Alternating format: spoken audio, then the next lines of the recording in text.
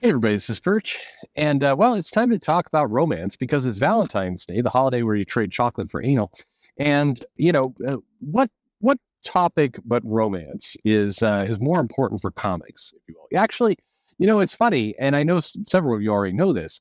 The idea of romance comics was, at one point, not kind of this ludicrous idea, is actually a major part of the comic book industry through the early parts of the I don't know, what, 40s to 50s, I think going into the 60s, romance comics, Millie the Model, all that kind of stuff. It was big business.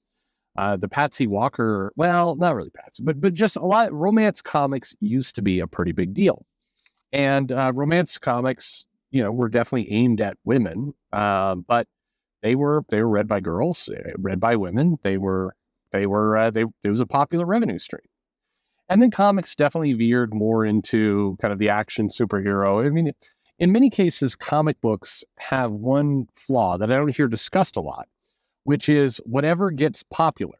If something shows some signs of popularity, then the publishers immediately abandon everything and just go all in on whatever that thing is. It's like, hey, we're getting some success with this Batman character.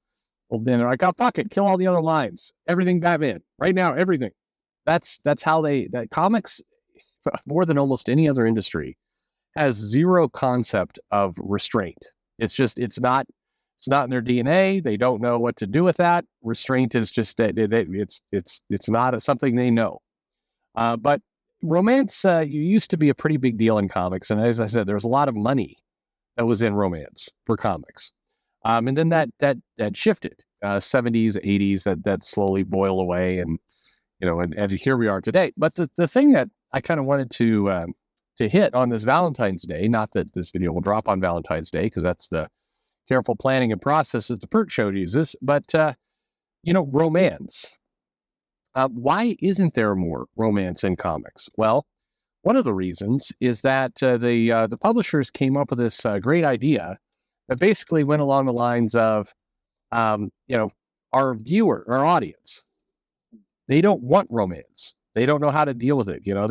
It's one of the things that was why they created the divorce between Peter and Mary Jane. It's like, Peter needs to be a boy. He needs to be a boy who's down on his luck. He's not relatable in a romance. And if they have romances, in many cases, the characters will have very, very superficial, kind of almost goofy romances. Spider-Man and the Black Cat are going on a wacky adventure, and they go to an upstate spa in New York, and it just so happens that Mary Jane is there also with her, boyfriend slash husband, and they're trying to get fucked in that location, and Peter's just trying to get fucked by Felicia. It's like, by the way, one of the things that you hear a lot on YouTube videos, I just want to slide that out there, but it feels like this should be a bigger video, is that I hear, lots and lots of people will say, once they make the character bisexual, from that point on, the character is gay. It's gay. They're never gonna go and have a opposite sex coupling again. They say that a lot with John Kent.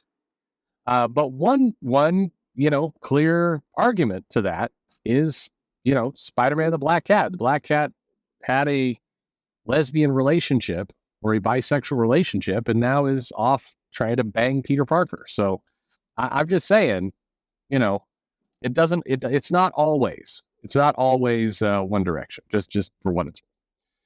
Sometimes they actually do, a bisexual relationship. It's crazy.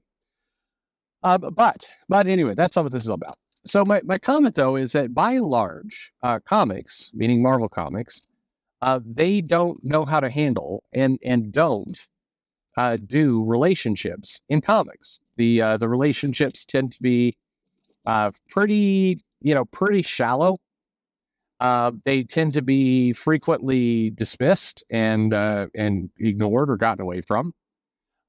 They just and the reason being is our readers will never be able to understand romance. So I mean, think about the amount of time in comics when you have a male and female character in any kind of kissing, hugging, anything showing any level of romance.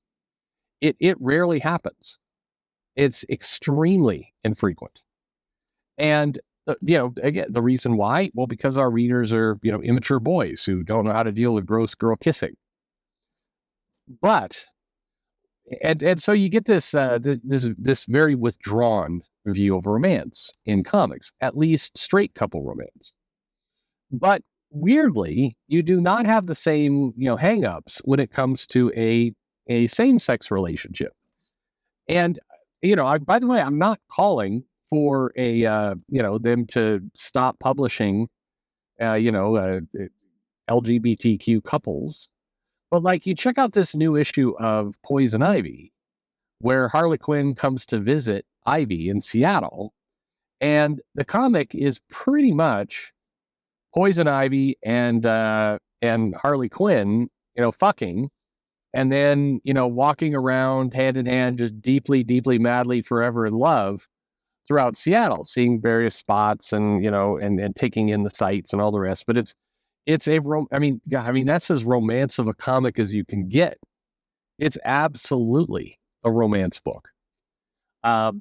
So why is it that we can devote almost and pretty much an entire comic book to a romantic, queer relationship, but when it comes to a straight relationship, if they have an issue with Reed and Sue, then they'll have the two of them on some kind of adventure together, but they take, great pains to minimize any kind of romance between the two, even though they're married, and it would make, plenty of obvious sense if they were having a romance between the two.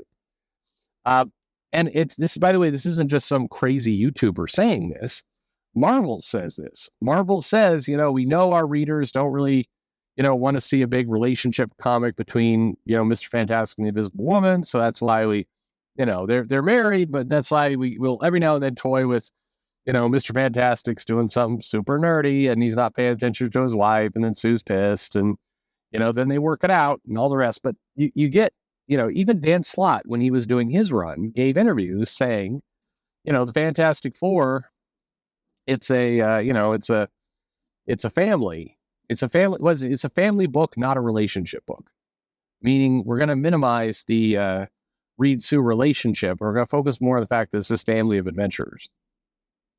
Now, to her defense, by the way, Rainbow Rowell did the She-Hulk and Jack of Hearts kind of couple issue, tragic romance type thing a little bit in that book.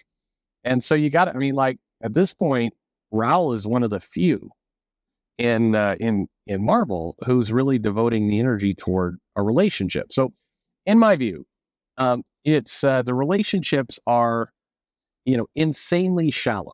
They get the ones that they get represented in the comic. If it's a straight relationship, it's almost like, ooh, gross, girls are gross level of commentary on that relationship. If it's a gay or queer relationship, then they'll devote time to it. But it in many ways, it feels as shallow. One thing that Marvel has done with Reed and Sue is that they have built up a little bit the kind of dynamic between the two and the trust that exists there and how they interact, and kind of you see the good parts and the bad parts. You don't just see, Sue hanging on Reed being like, hey, do that stretchy thing with your dick again. I want to have another orgasm. You don't see, they don't write those, they don't write that in the comic. So it's just a little bit more, but they build on the story. So I guess my question in all this is, first off, why is this? How did we get to a place where, comics are the equivalent of girls are gross? It's like the people working on the comics believe that, are all 13-year-old boys who are concerned about cooties. And then at the same time, while they will highlight LGBTQ couples, they're pretty much all about just, kissing and fucking. That's it. The relationships are bizarrely sappy. And I noticed this and by the way, I'm not talking about a lot of the indie comics that do all this stuff well. I'm talking largely the big two. And I was reading, somebody sent me a link to a couple of the romance comics back in the day. And they were like, Marvel would never do something like this today, was the premise of the mail. And so I'm looking at some of these comics, and it's like, Yeah, you're largely right. Marvel wouldn't do something like that today. But I, I these romance stories that they did back in the 50s were way more, I don't know, nuanced and complex, and handling the character dynamics, really well, and all the rest. And if you stack them into what we have now, you either have ooh gross girls, stay away from it, or you have these LGBTQ relationships that are pretty much like, hey, I'm so into you, you're amazing in every possible way. Let's bone. Come on, we're gonna pork. Let's pork. Everybody likes to pork, especially when it's you and me. We're gonna pork. Like it's a cartoon of a relationship. And it does make you wonder a little bit about the people who are writing them. Are they, I mean, is this being written by a 13-year-old? That's how it feels. It certainly doesn't. And then what is being accomplished? Like if you're, so many of you in the comments will come in and goes, well, this is their way of, normalizing woke behavior. But, maybe it's just a super incompetent version of that. I if you're totally against this stuff, you should love the way they're representing this stuff in comics, because it is absolutely terrible. Like if you're worried this stuff's going to take over, it's not written like this. This stuff's awful. It'd be like if you were going to war with another country and you learn that that country has foregone the use of any kind of guns and knives and are just using, sticks. They'd still be your enemy, but like you'd be like, that enemy's pretty dumb. That's kind of how you'd look at it. I think that's the challenge with a lot of. I think romance, by the way, is clearly a untapped market for a lot of comic companies, and I say that because of two reasons. Once upon a time, it was big business. I don't think girls are unable to read now; they still can. But also, the romance manga is a pretty healthy business. Like, there's a lot of comics being sold there. That's why whenever somebody says, like, nobody wants to read Slice of Life, yeah, they do. People absolutely will read Slice of Life. They like Slice of Life. But here's the catch. They do want it to be good Slice of Life. It can't be garbage Slice of Life. It needs to actually, attempt to be a good comic. It needs to be a good manga. If Rumo Takahashi, who's like the master of slice of life stuff, they were brilliant stories. Ranma was more of a comedy, but you get into like One Pound Gospel and Maison Coco, and Lum was a comedy too. Crazy Aliens, but still, these were good slice of life books. And when you get that model right, people absolutely will buy them. Lots of people buy them. Maybe not the audience that's currently buying Wolverine, but a lot of people will buy that stuff. But you got to have the relationship treated as if it's a mature adult thing. You think about how Chris Claremont would do the stuff with Mariko and kind of the mini tribulations of Wolverine and kind of the stuff he'd get up to, and Claremont treated the relationship, of Wolverine and some of that kind of inner character dynamics. It was very much relationship books. Scott, leaving Madeline to go back with Jean, all this kind of soap opera drama type stuff.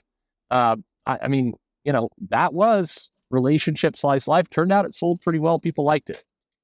So if you do it well, people will go for it. But today, what I see is, the straight couples are treated like, we can't go near it because, oh, gross cooties.